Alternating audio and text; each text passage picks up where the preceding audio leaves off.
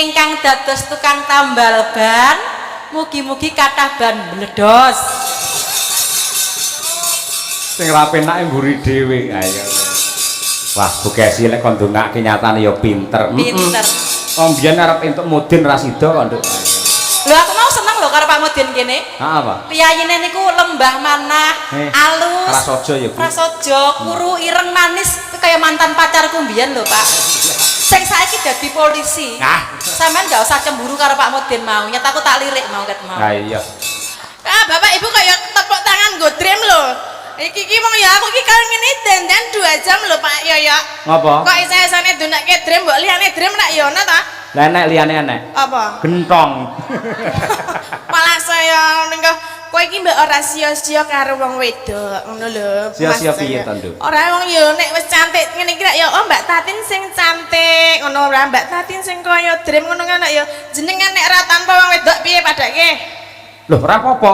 Lah aku ora masalah. Nun sewu ya, upaman ning donya enek lanang tok apa wedok tok ya. Sing rugi tetep wong wedok. Kok isa? Lek wong wedok tok bingung arep piye?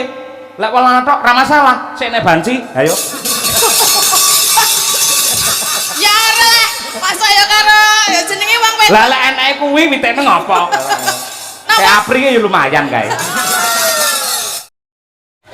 Ini, yo, cah loro ya oleh, cah telu ya oleh. Ning aja cah 10, ngaku tombok malian ayo. Kene, sapa sing wani? Ya putri ya boleh. Kene cah loro kene, ayo, kene, yo, iki. Ngastomik diparingi mi Pak Birita iki, nggih. Assalamualaikum. Assalamualaikum warahmatullahi wabarakatuh. Waalaikumsalam. Nggih. Asmane sinten madhep rono? Ben preso sing mirsani. Sampeyan asmane sinten? Namanya siapa? Mutiara. Mutiara. Padha no iki Mutiara. Nggih. Kelas pinten? 5. 5. Masalah. Kelas 5 iki dhuwure semono pisan ya. Dasare bocah kaya Cina putih ayo. Mutiara kelas 5. Apa surat pendek apa sing saged? Bebas. Nah. Apa, Nduk? Ayo. 50.000 aja nggih guyon iki tenanan ayo. Apa? Ayo. Apa? Kulhu. Ayo. Ayo. Kulhu. Apa? Iki sik lek ngono iki sapa iki, Nduk? Asmane sinten jenengan? Husna. Hah? Husna. Pairen sapa? Sapa? Husna. Oh, kelas pinten? Kelas 5. Kelas 5. Ayo saiki cepet surat apa? Ayo. Oh, ya. Tak hitung pin telu, ora ndang nyauri, hangus. Ayo. Surat apa? Pendek. 3 Anas. Anas. Oh ya, nggih Anas. Ayo. Bismillahirrahmanirrahim. Qul huwallahu Ora apa-apa, ora apa-apa, ora apa-apa. Ora apa-apa, nggih, ora apa-apa. Kul a'udzu birabbinas. Ya. Pancen yo grogi ora apa-apa, nggih. A'udzu. Ayo, nggih. Nggih. Aja tukaran malah tukaran ning panggung. Ayo, sampean sik. Ayo.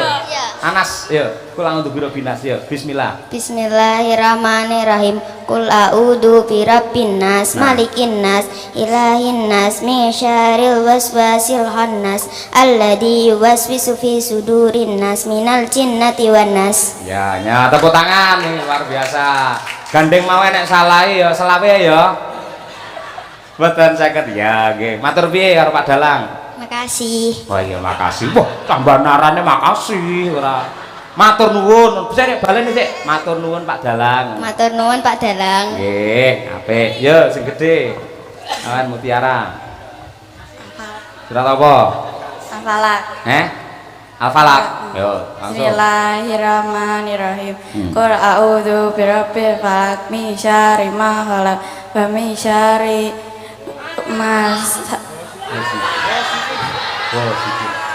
wasikin idza waqab wa min syarri hasidin idza hasad. Sik dibaleni alon-alon, alon-alon. Aja grogi, aja grogi. Anggepen sing mirsani sakmono mbane kawul ngono ya. Ndang. Yo, ndang. Bismillah alon-alon. Bismillahirrahmanirrahim. Qul a'udzu birabbil falaq min syarri ma khalaq wa min syarri nafasikin ida waqab wa min syarri nafasati fil uqad wa min syarri hasidin ida hasad. Tepuk tangan. Bener nggih Pak Bu nggih? Benernya iki 50. Aku cacul wong Yasin iki sawetane bulurah mau nya. Wis ngono nggih. Nggih, sing lanang-lanang kabeh madhep rene kabeh, sing lanang. Nang kono madhep rene. Siap? Bareng. Siap Pak Dalang? Siap? Aja jigang linggumu lho. Manukmu ketok lho malah. Sing lemu lho, Pak, angger lemu mesti cilik lho. Ayo mesti. Atine iki lho, atine. Lah ya. Cah pira? Jiro lupat mo 6 7 8 9. Pancasila ya. Pancasila ya. Bareng, lek ora banter ora tak sangoni. Ayo. Jiro lu. Pancasila 1 Tuhan Maha Esa 2 Tuhan yang adil dan beradab 3 persatuan Indonesia 4 persatuan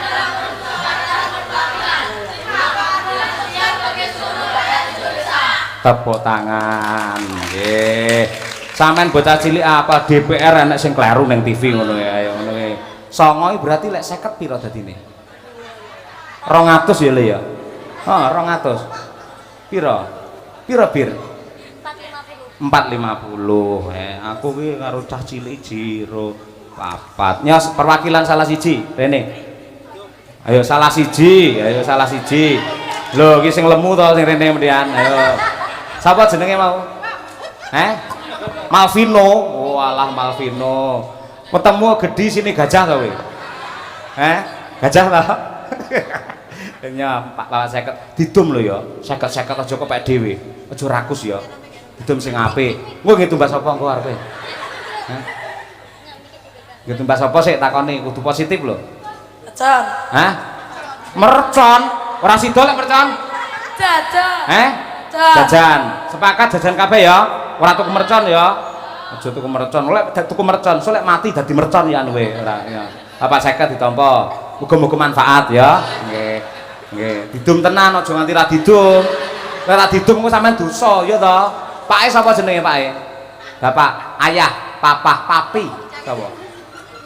Sapa? Prapto. Prapto. Prapto. Nyelukmu bapak apa? Nyelukmu ning bapake piye? Apa? Sapa ile nyeluk piye? Lek nyeluk piye? Bapak. Bapak tenan, ora ayah to? Ayah ya apik ya ora apa-apa, ora nggih. Lah lele. Ayo anake Prapto bae ora nggih. Didum tenan sing rata. Aja tukaran. Beh, mesti rebutan lho bocah iki. Prapto. Kowe iki mesti didum siji-siji. Golek tukaran tak jalukne lho ora didum.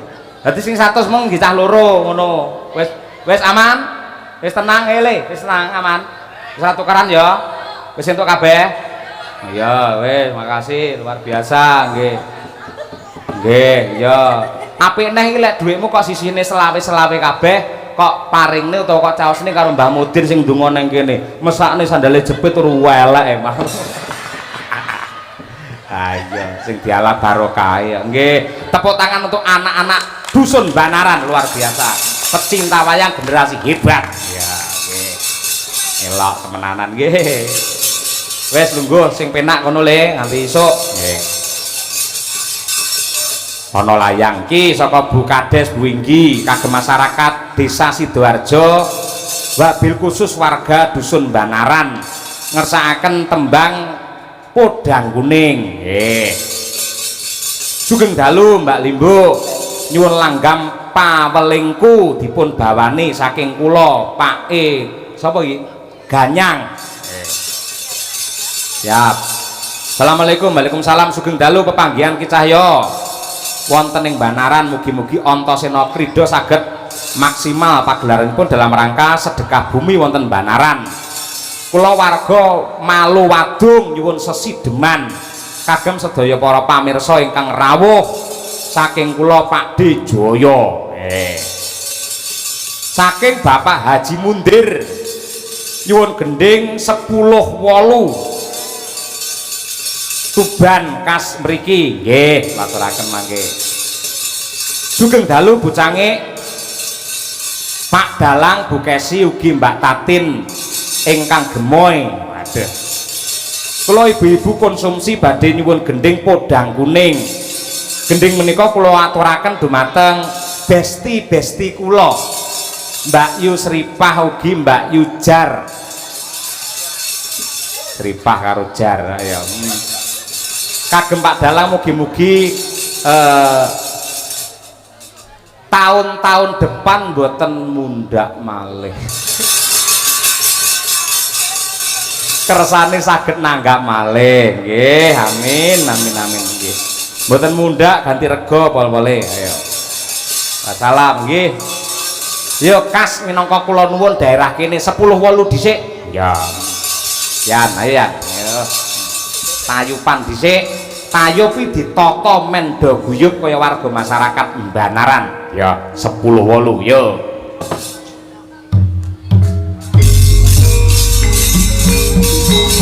Ya langen yang kalang bulan harapan.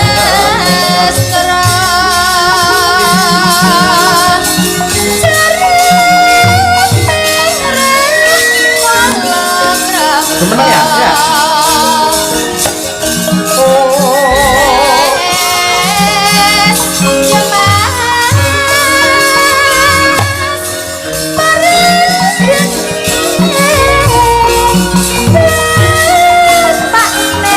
Mbak Tuti sing joget, ayo gimana Mbak Tuti?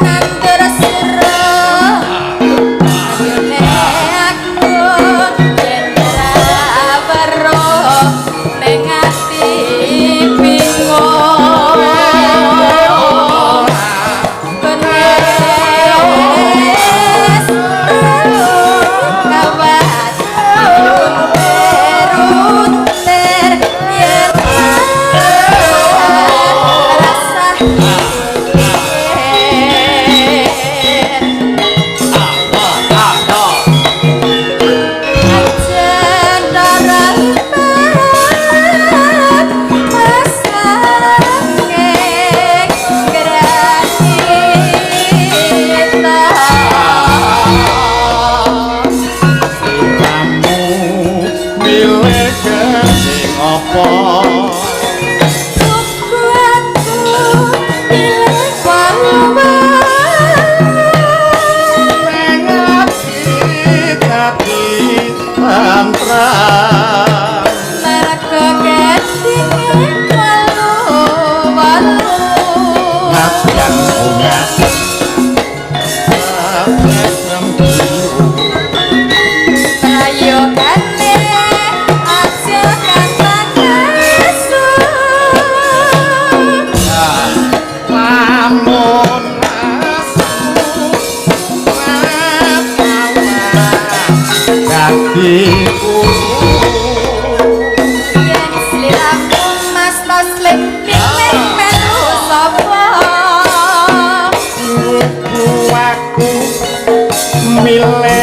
sing sayang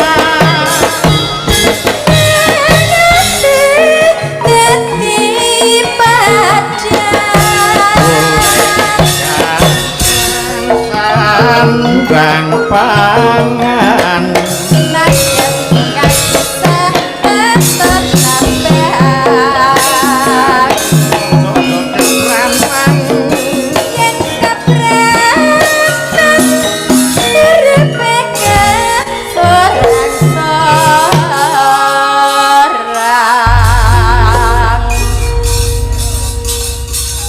lumayan. Nyuwun pangapunten Bapak Ibu ingkang saking mriki mbok menawi tayupe ngono len juget. Mergane niku Mbak Tuti kulinani bedayan. Sangupati. Ayo. Mila menawi dereng kulina nggih nyuwun pangapunten. Nelek pengendange ya genah piyayi Bluro genah wis pedhot kabeh musuh kuwi. Luar biasa ditambahi karo Pak Teguh Bluro uga walah tenang. Pecel dong jati, Dos, ya. Terima kasih, matur suwun. Ya. Oke iki diratani, ya. Saurunge ngaturi Mbak Tatin ben rada enteng gaweane, ya. Mergo lek ning Madangkara iki Mbak Tatin bintang tamu ijen iki rada gigrek, ya. Sumelang ketir-ketir piye nglek rader, ya. Tak omongi lek rader tak langsung nggulungo ae. Nah, ya. Sapa Bu Kesi dhisik iki karyane Mara Sepuhe Bu Kesi Mbah Sukron Suwanda ngersani apa sesideman ngono kok. Nah iya diaturake dhisik sesideman karo Bu Kesi. Ya Bu Kesi menyapa warga masyarakat ing wewengkon Banaran wabil khusus dumateng Bu Kades, Bu Sri, terus Bu Sekdes, Bu Siti karo Bu Kasun. Sumrambahipun warga masyarakat Bapak Ibu ingkang mapan wonten ing Banaran. Atur Bu, ayo Bu. Sugeng dalu. Assalamualaikum warahmatullahi wabarakatuh. Assalam warahmatullahi wabarakatuh. Alhamdulillah wa syukurillah Bapak Ibu sedaya. Matur nuwun sanget dalu niki wah luar biasa. Kula dugi mriki dan marem tenan Bu Lurah. Mareme napa Bu? Dugi mriki pondokane cedhak panggung, tempate enak digelarke kasur, tekan ngomah tekan pondokan panganan pun cemawes. Masya Allah, ibu-ibu sing masak wonten mriko jan pinter. Senengan kula enten iwak pitik dikelo santen, wuh top. Enten daging dikelo asem-asem, mpun kesupen benjing kula digawani nggih Bu. Guyon. Ning dene tenan ya ora apa-apa. Ya ora apa. Nyuwun pangapunten ibu-ibu panitia, ibu-ibu ingkang masak, bilih Bu Kesi anggenipun rembukan kirang ing tata krami. Amargi bojo kula menika sampun terkenal teng Buti nggih mawon anggere omong mesti sing diomongane panganan. Mergo kondange viral niku pancen menjadi sinden Surabadok. Ayo. Kula sing ngomongane panganan. Ya aja kasar-kasar ngoten to sayang. Ya paribasane iki lho. Ayo paribasane. Sik to. Aku ki ya nyambut gawe ngene iki awake dhewe jenengan prisa to, Pak. Awake dhewe iki ora menutup mripat lho ya. Nyambut gawe awan nggo bengi-bengi nggo awan iki engko asile kayane iki ya nggih tuku beras terus awake mangan. Awake dhewe nyambut gawe dadi yoga sinden dalang kuwi akhire endinge iku ya tinggal golek sandang pangan ngene iki. Nggih to Bu Lurah? Pramila kula jan seneng banget dipun cepaki daharan sing enak-enak. Pramila matur nuwun nderek ndedonga dumateng sedaya warga ageng wonten ing Sidoarjo, Banaran Tuban mriki. Mugi-mugi sak sampunipun ngawontenaken acara bersih di dusun niki, desa mriki tinebena saking suker sakit. Sedaya dipun paringi lancar usahanipun. Ingkang dados pegawai negeri mugi-mugi belanjane enggal mundhak nggih Bapak Ibu. Ingkang dados petani mugi-mugi panenanipun tambah kathah. Ingkang dados bakul-bakul mugi-mugi lari sedaya bathine kathah. Ingkang dados tukang tambal ban mugi-mugi kathah ban bledos. Sing ra penake mburi dhewe ayo. Wah, Bu Kesi lek kon ndongake nyatane ya pinter. Pinter. Wong biyen arep entuk mudin ra sida kok nduk. Lho aku mau seneng lho karo Pak Mudin kene. Heeh, Pak. Piyayine niku lembah manah, alus. Prasaja ya, Bu. Prasaja, kuru ireng manis kaya mantan pacarku mbiyen lho, Pak. Sing saiki dadi polisi. Sampeyan enggak usah cemburu karo Pak Mudin mau. Nyet aku tak lirik mau ket mau. Nah iya. Penuh dengan barokah pancen Kyai ngono kuwi tenan, luar biasa. Mula wabil khusus ibu-ibu sing masak wonten dapur mang paringi utawi mang caosi tembang kangge panglipur nggih tamba saya. Sing dikersakake ya kuwi mau nyidam apa jenenge? Udu anu. Sesideman. Cek. Sesideman. Sesideman. Nggih. Lenggah mawon nggih. Mbah Jaya nggih leres. Lenggah mawon Pak Dalang. Lenggah.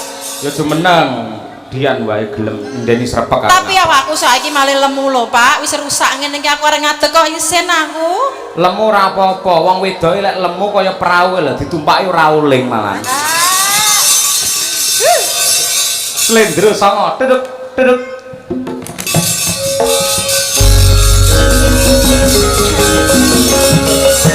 Sumastro carep ning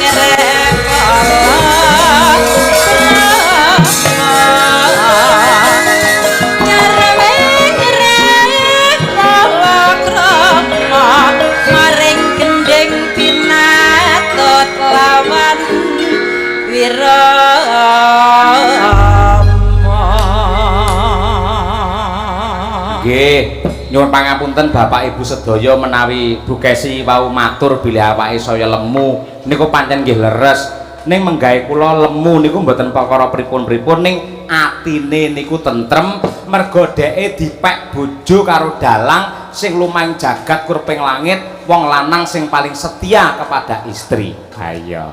Mula ya tentrem atine kaya ngono. Wah, matur nuwun nggih Mas Dalang. Wah, sampean jan ngelem aku tenan bengi iki. Padahal ning omahe ora tau mbok lem kaya ngene lho.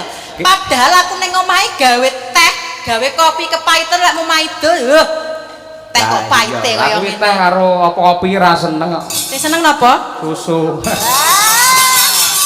Aja ngono isih. Pasihan 5 sempurna ngono lho. Lek ngeten kula gadah parikan. Apa?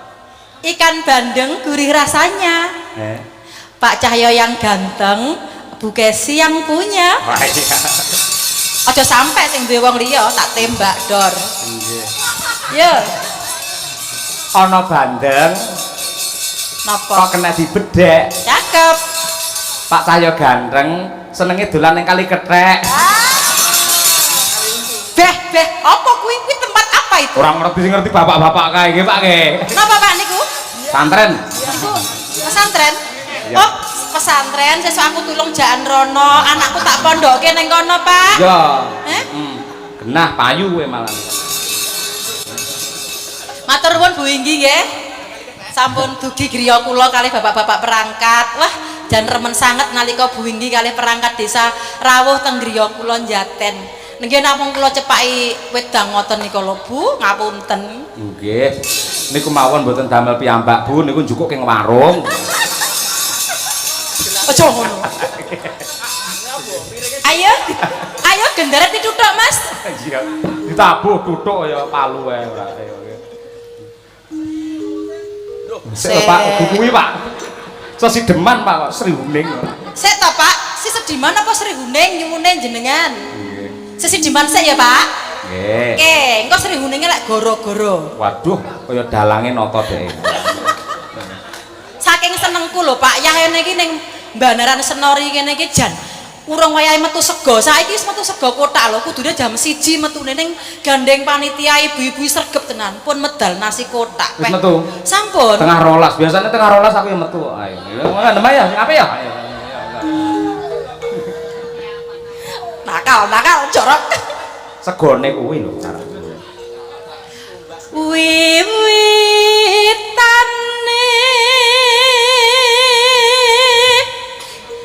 anderek sampeke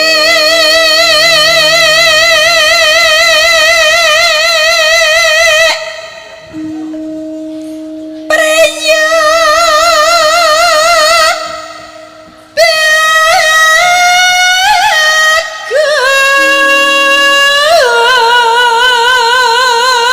bagus kang olah budaya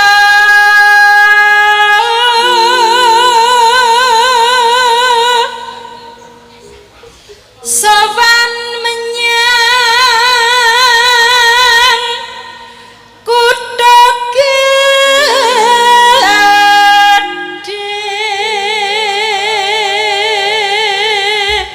Gandeng sampean ki dosen kulino ngajari mahasiswa. Njajal iki rakit tanggen cakepan sowan menyang kutha gedhe iki ajarno iki cah cilik-cilik iki.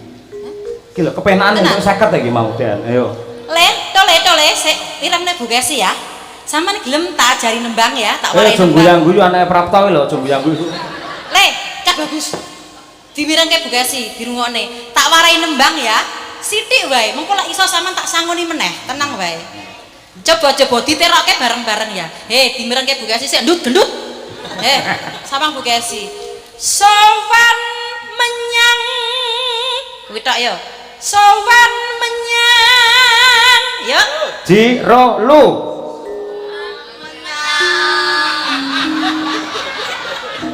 Al-Fatihah. Le, kurang dhuwur sithik diunggahke ngene lho. Sowan menyang.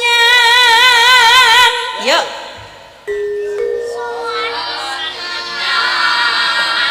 Apik luar biasa. Sithik kas ya, separuh kas. Kutha gedhe. Yuk. Kutha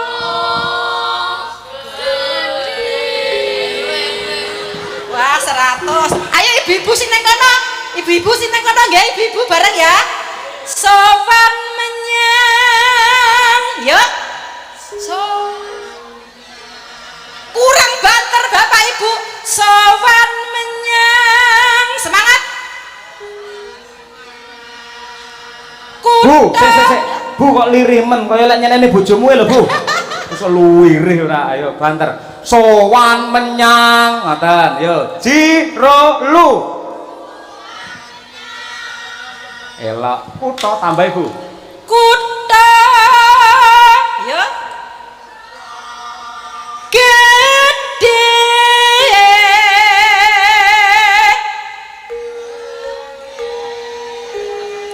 Tepuk tangan untuk ibu-ibu luar biasa Mbak Nara. Matur nuwun. Sing kono ra ketok peteng dedet tak kira lek apa ya iki bangsane apa nggih kuatah bae. Halo Bapak Ibu sedaya. Ya Allah ra ketok lho Pak. Bae teng mriku wae nggih tiyang ya Allah. Rumangsanu apa wirunane ya 300 lho ngawur ya ora. Lanjut Bu.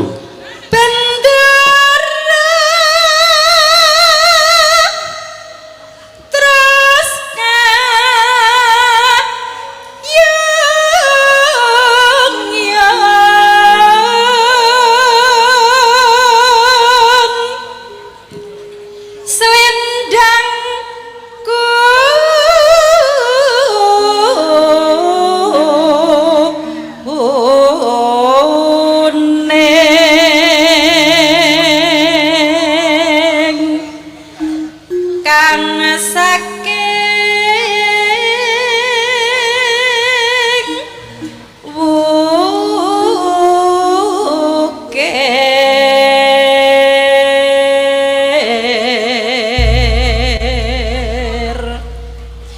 dirame ae le. Lek bunda nembang ki aja ngomong wae. Bundas saya. Dimirengke.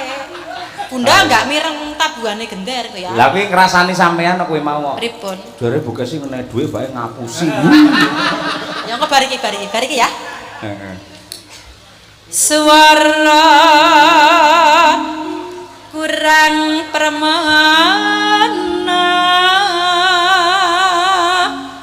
ning wasis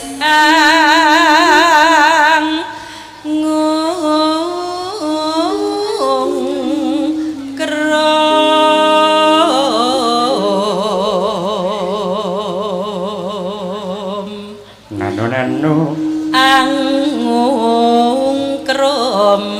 marang Mas Cahya. yo Sawangan aku lho. Tak rayu sampeyan tak rayu. balenane Angungkrom marang Mas Cahya. mong emane Mas Cahya lagi neng kali kethek. Atoh.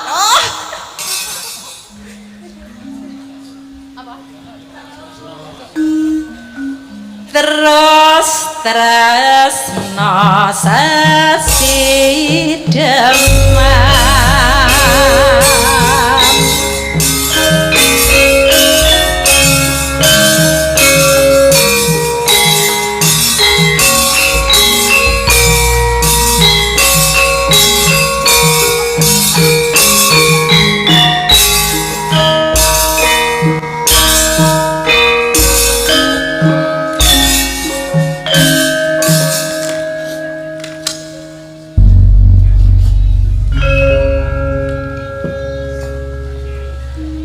luweh becik patenan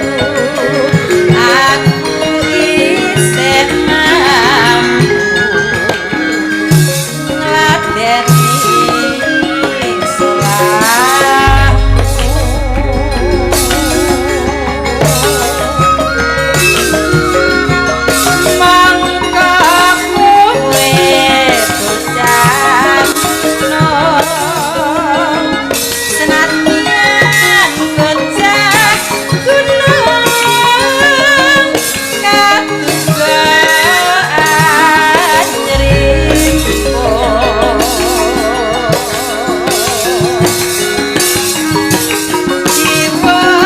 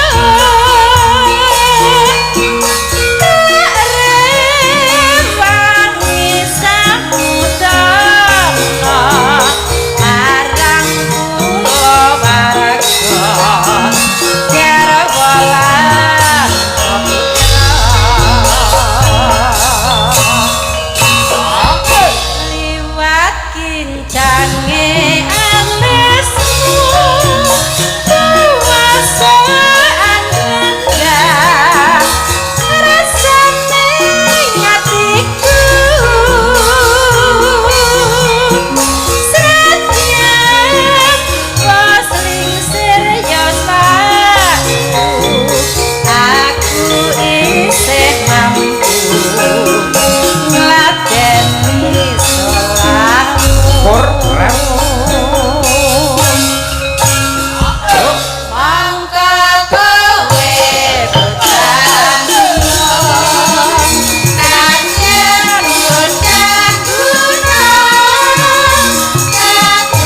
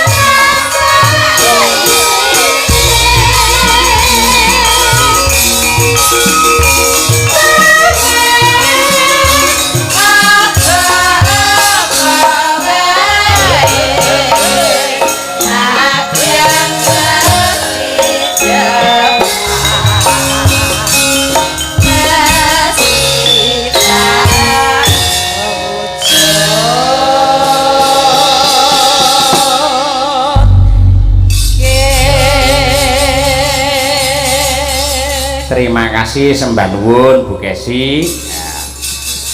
Ya saya ganti nanjake bintang tamu nih. Tur rata-rata bintang tamu men anu tak calsi info Mbak Tatin iki. Bintang tamu yang nang kene mesti ya dirubung karo cah cilik ngono kuwi. Yen Mbak Elisa mbiyen ki ninggali cah cilik-cilik kuwi udakara 1 juta. Ya. Gandeng iki taune beda paling ora ya 1,5 juta lah ki anak-anak. Iya. Ya tumpake sepur men jumeneng Mbak Tatin Lestari Handayani. Tidak. Oke, yo.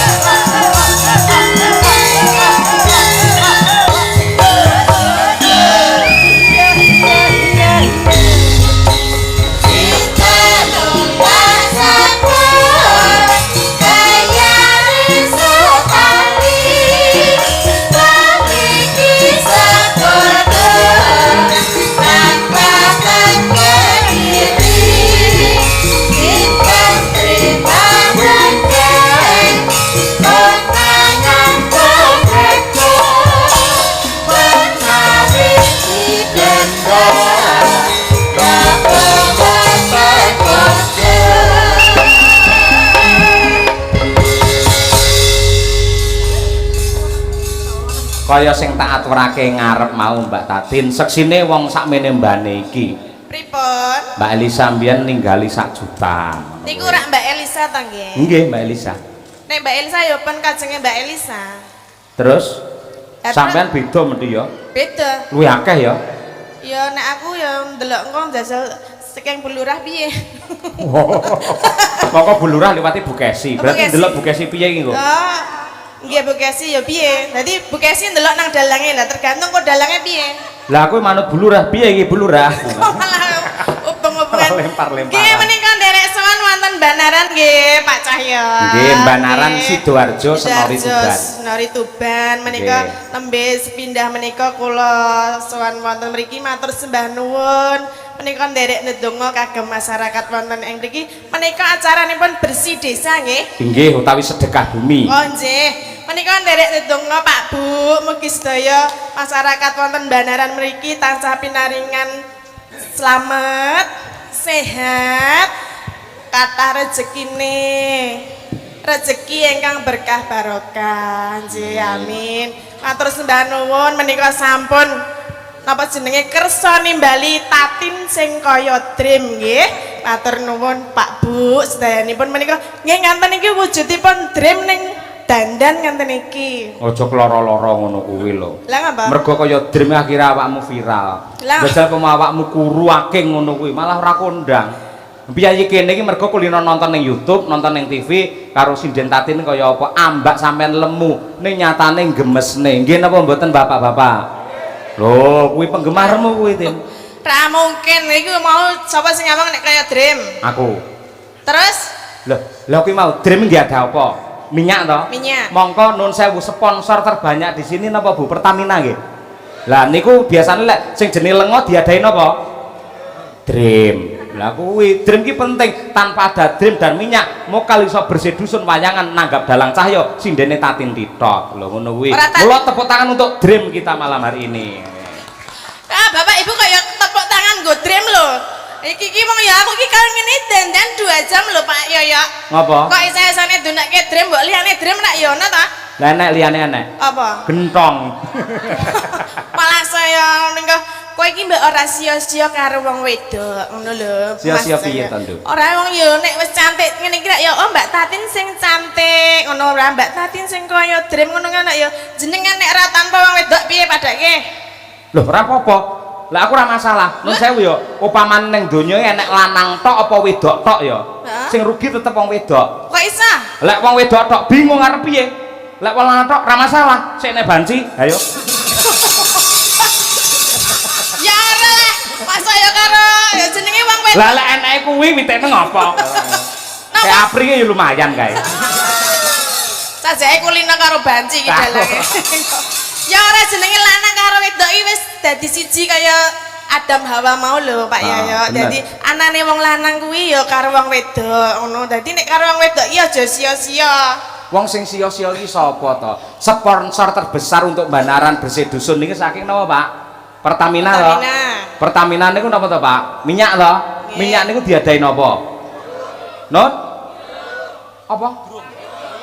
Drum nek mriki drum. Oh, drum nggih. Drum nggih. Lah kowe milih drum apa drum? Ayo. Kula kados drum, Pak Bu. Lho, iki tunggal dene padahal. Nggih monggo nek anu masyarakat wonten ing mriki ajeng madhahi teng drum monggo. Ya aja mutung ngono kuwi. Lah sampean mumpung ditimbali dipercaya karo Bu Inggi karo panitia masyarakat mriki supaya nglipur piye carane memberi hal yang senang untuk warga masyarakat aja mutung ngono kuwi. Ya ora apa-apa kok wis dipadake drum. Nggih. Ya wong lagi tengok-tengok cantik lagi menikmati makman saka sing diparingke panitia kok Mbak Tatin kaya drum. Aku langsung, "Hah? Kaya ngene padake drum." Sing nyek aku to. Sampeyan ora ngerti rahasiane seorang dalang.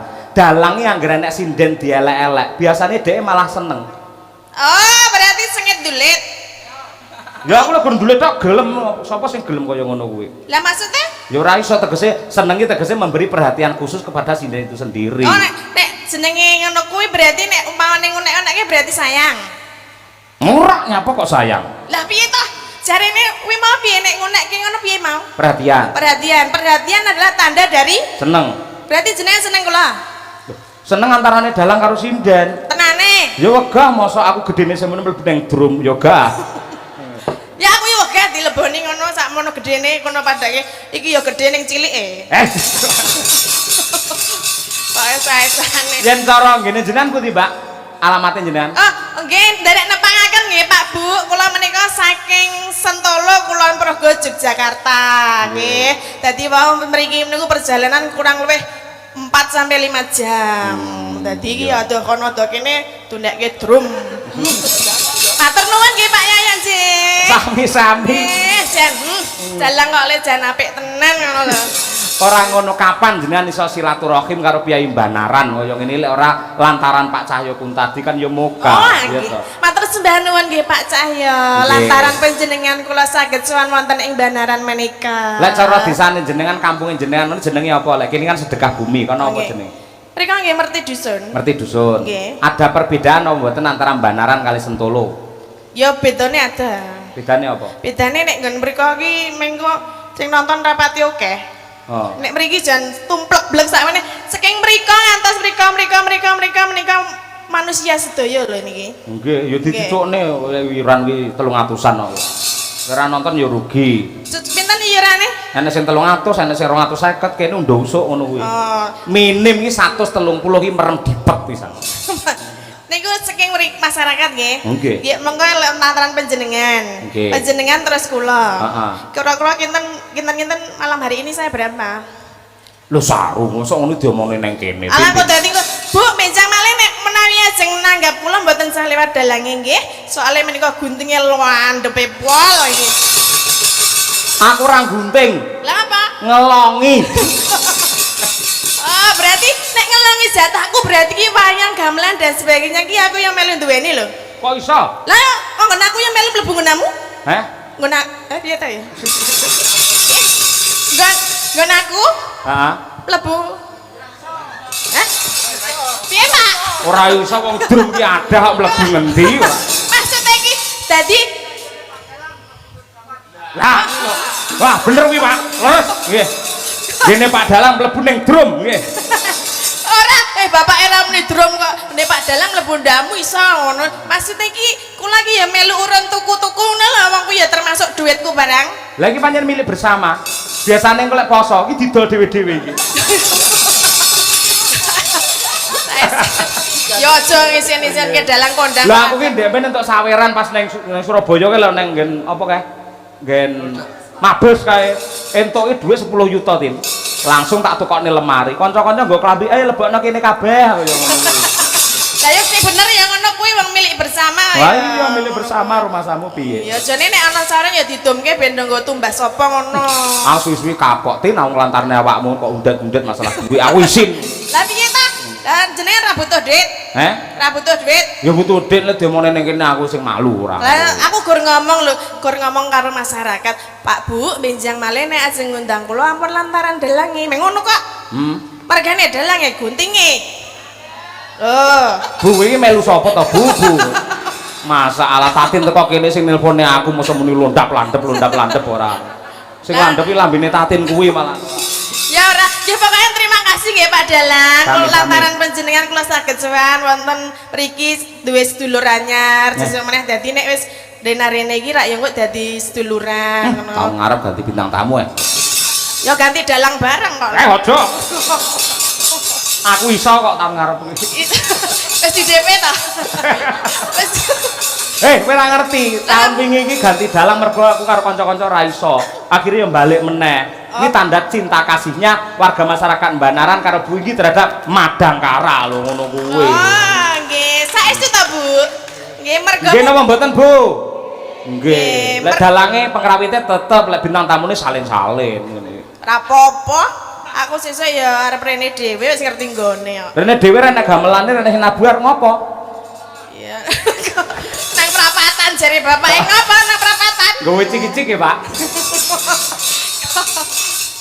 Nggih. Nah, lek ngono ki mau pamundhute Bu Lurah, Bu Inggi, lek kene istilahe Bu Inggi, Mbak. Oh, Bu Ngersake Inggi. podang kuning. Oh, Lek sampeyan iki ora. Menika wau bulure namung kertas tok.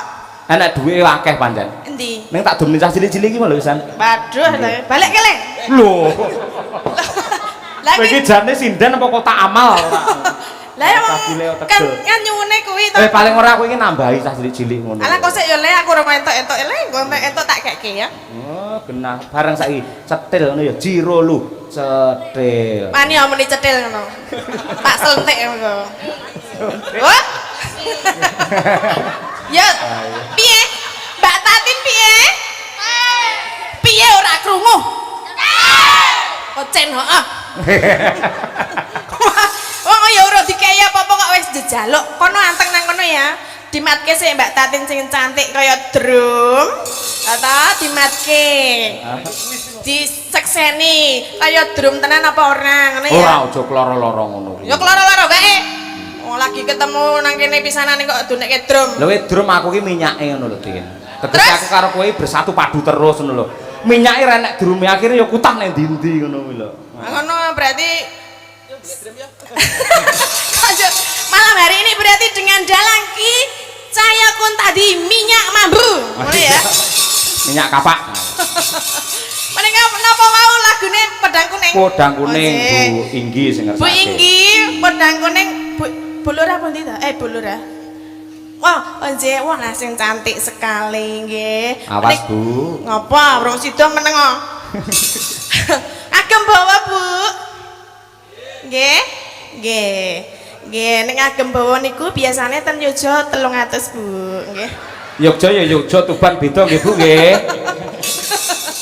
Ha iya. Nggih, ora apa-apa pokoke sing penting menghibur masyarakat wonten ing mriki. Aja njaluk karo Bu Inggi wis paring akeh 300 tak siapi anggere apik. Waduh lah kuwi apik porane ra ngerti engko ya. Pokoke lek apik 300 tak kene kowe ning parandene kok elek min 300 wis. Tombok berarti. Tombok nggih. Nggih. Yo Pedang Kuning. Nadyan wujud temong paksi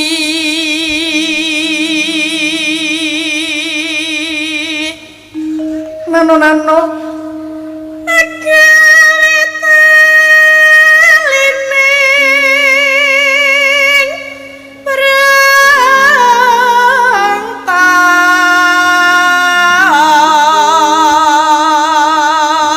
Pripun Pak Bu, swantene sae napa mboten? Sae, tandon suarane semono gedine kok. drume kok. Nek saya berarti iki tak jupuk ya. Heh? Wih. Loro rampung kok ya Oh, iya. dirampungne dhisik.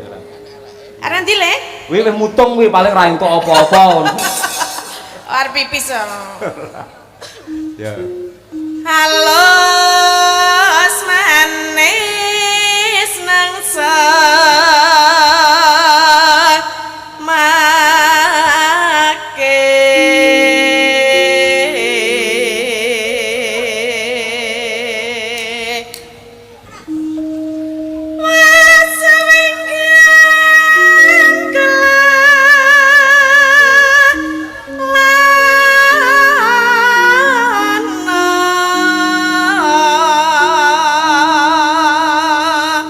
Nonanu goleki si podang jana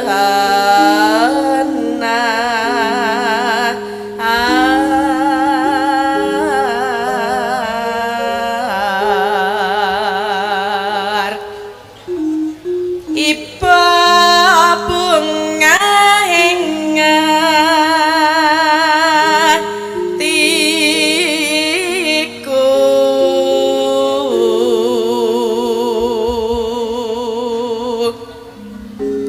nyanding bisa dadi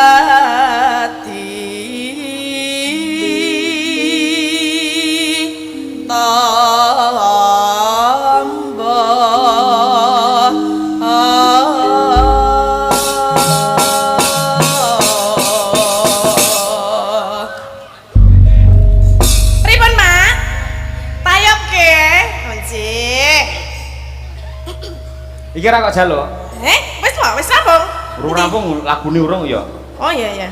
Ning engko sing kira 300 ta, sing 100 tak jaluk ya. Lah napa? Bae jatahe Larso sing 100. Ya engko timbilen kok. Oh timblius cuma diulang bae kabeh. Aku kalah karo wong wedok. Angkene arep dikroyok wong wedok kabeh. Iya. Kowe menangan bengi iki Piai Putri. Ayo. Yo tayub Tin, Witin, ayo Tin.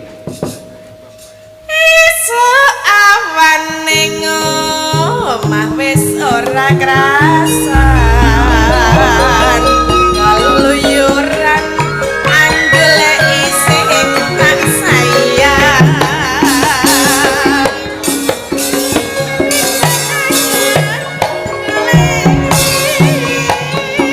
ora krasa esuk awan ganti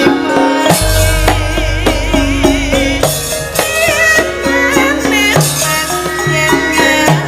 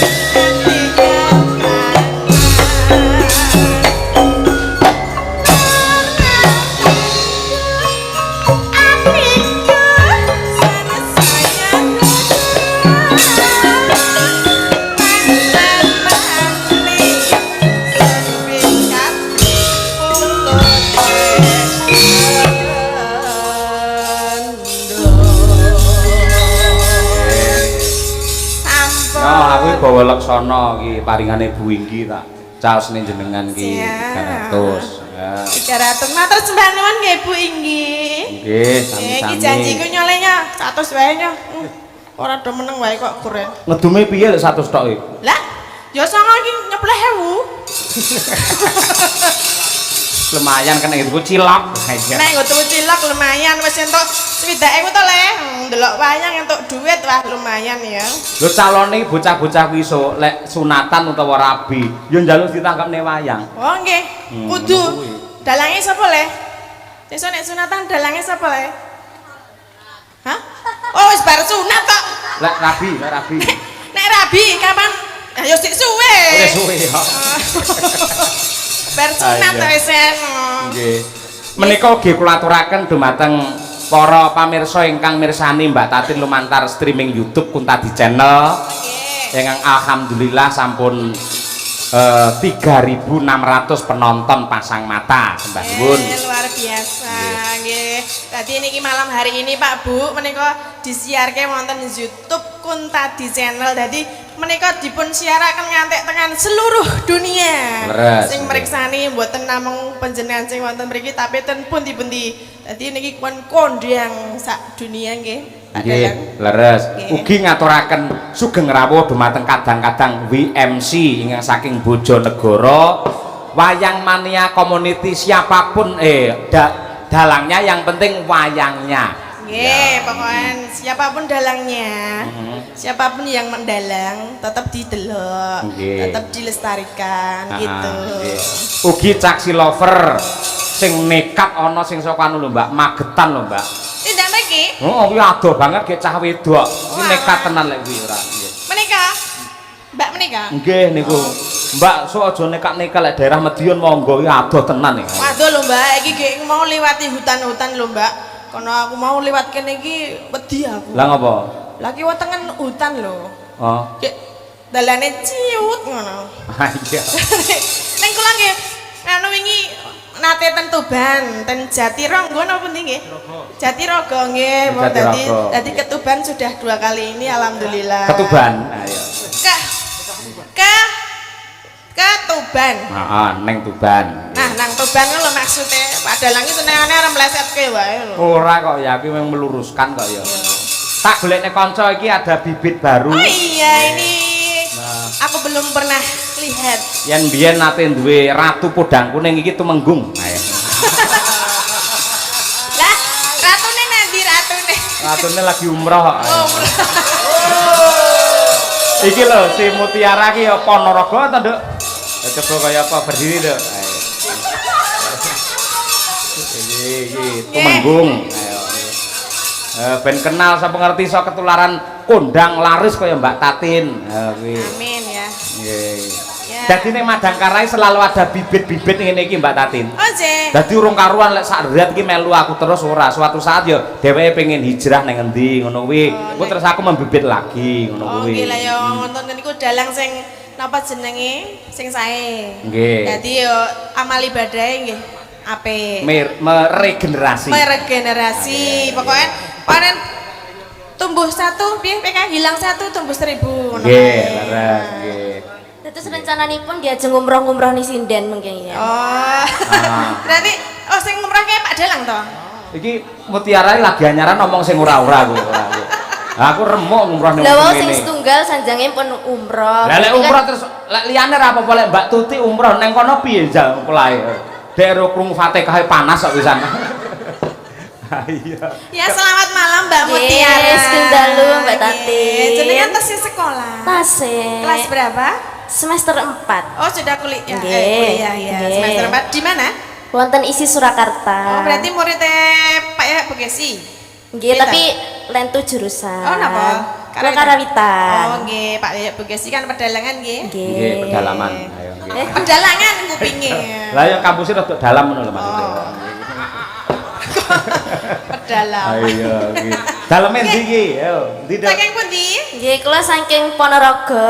Oh Ponorogo. Nggih. Mau nggih tindak mriki nggih sareng rombongan napa ki ya, Mbak? Kula wau nunut truk lewat. Oh nunut truk. Nggih. Nang nggon sisih ngendi? Ngisor. enten anu sampingin niku lho. Kok sinden kok nunut truk iki ya Pak Lah ben Dalang. tirakat sik ra apa-apa. Sesuk meneh aja nunut truk ya. Lah nunun apa? Sesuk meneh numpak drum. Ya. Kowe mangga kok eling-eling lek lara-lara. Lah iki nek bledos nggih bahaya, Mas. Ra iso mbledos drum iki dadi jenengan mlebu drum langsung glundungke ngono engko tekan kene ya. Kok isesane drum malam hari ini adalah drum ya. Nggih, Mbak Mutiara sing Nggih. nembang napa menika? Wonten pamundutan. Gubuk asmara. Nggih. Oke, ngono kuwi siap sedia ngono kuwi. Nggih. Gubuk asmara Nadianto, lek sampean Mbak Mutiara apa mau gubuk asmara iki pas. Ndak Tegese pripun? iki ya ora bakal ambruk gubuke. Lek gubuk tumpak idrum wah remuk ora. Ya malah kuat toh. Kok iso kuat? Lah ya kan gubuk terus dicagaki drum ya kuat. Mau nang dhuwure kok drume kok lek ora cor-coran kok iso kuwi ora ngono. Ya kok garing ngobong. Kok isih. Piye le wis dijol le duwite? Wah ya ngono kok sing adil. Walah jan cekat-cekat terginas. Ayo. Langsung didumke 10.000 lah ya pintere lah. Nek kon ngitung duit ya. Bawane kok gentenan karo Mbak Tatin. Ayo coba. Nggih. Sampean sik lho Mutiara. Nyingkar nyingkur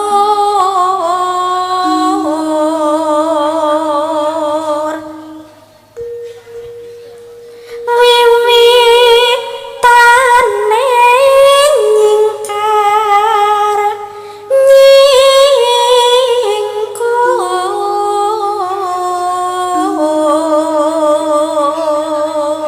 Assalamualaikum Pak Dalang, selamat malam derek wungon saking pinggiran Tenggarong, semoga Madangkara makin jaya saking Pak Lurah Harnoto Kades Tenggarong seberang. Matur nuwun sugeng minitor Pak Lurah. Nggih. Oper Mbak Tatin. Lingsem yen keh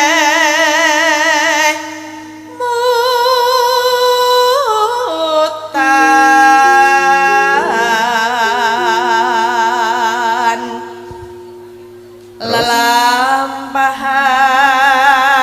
lelampahan kang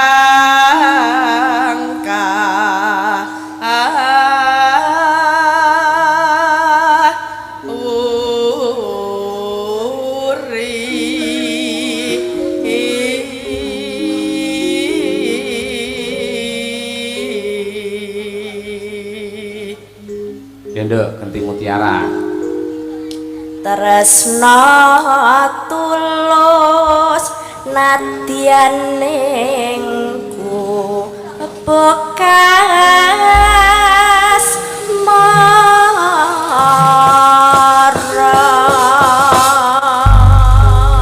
Wis kreatif cengkok wis jos kaya ngono lho. Wis pokoke sesuk derek Pak Yoyo sing semanggem nggih. Nggih, Ampun siap. nakal. Boten.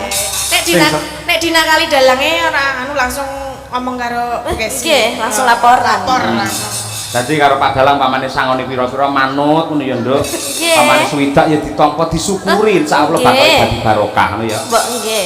Iya, mau ndak manut banget iki ya nek aku. Mangane njaluk sak 300 akhire awake saya gedhe saya gedhe. Ora apa-apa, yang penting cair. Nah, cair pancen minyak diadahi neng drum. Drum. Drum. Yo gubuk asmara berdua. Oke, yuk. Nggih. Yen liwat aku kene kae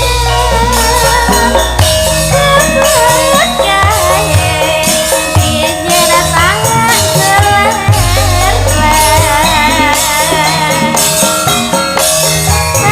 seneng ajak gak tulisan warna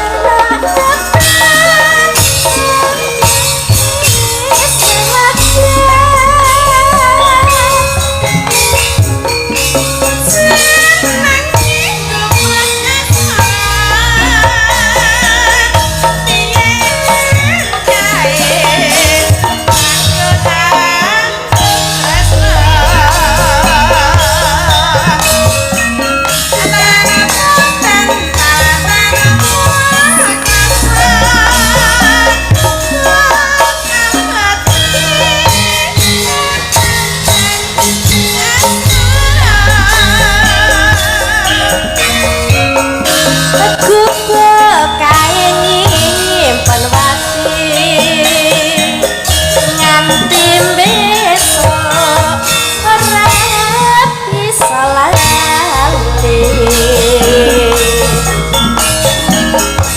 aku bekae kebak cerita tengah wengi nganti kaget rena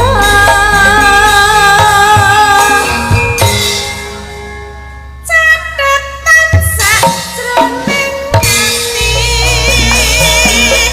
setan luntur kaya ati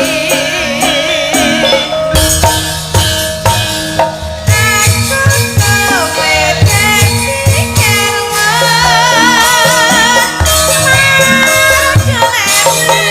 Oh.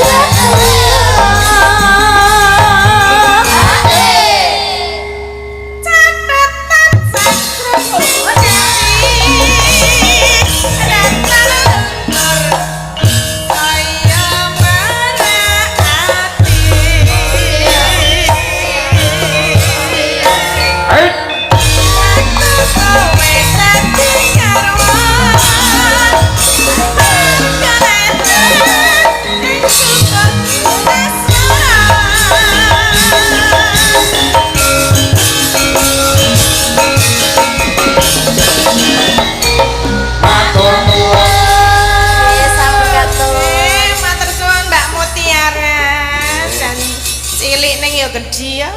Iya. Nggih. Kenapa nih? Piye? Cilik nang gede. Gede apane? Suarane. Oh iya. Suara apane? Kok yo ngematke Pak Dalang iki ngematke apa ayo? Mane apa? Ngene aku cilik kok gede kok dadi ngematke. Mane sapa? Ngematke Mutiara. Ora, aku ngecek gede tenan apa ora. Ya ya mulane kowe nganjuk dadi dimatke. Suara. Gede kaya apa tetep gede awakmu, Dit. Apa nih? Apa nih? Semangate. Orang mungkin. Jajal ngematke. Dimatke. Ora. Jajal. Meh. Ini ta? Sithik ya. Apa? Matno. Sing ndi? Aku. Wis tak mane iki lho. Ya, gede apa cilik? Gede. Endi? Masalah minyake ndeledek tekan ndi-ndi.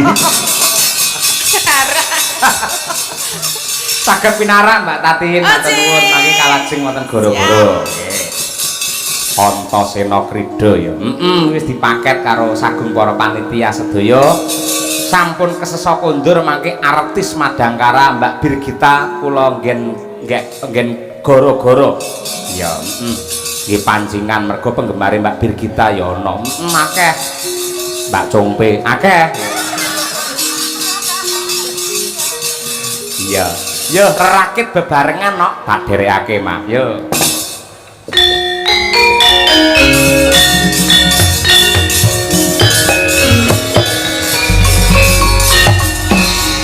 Ayah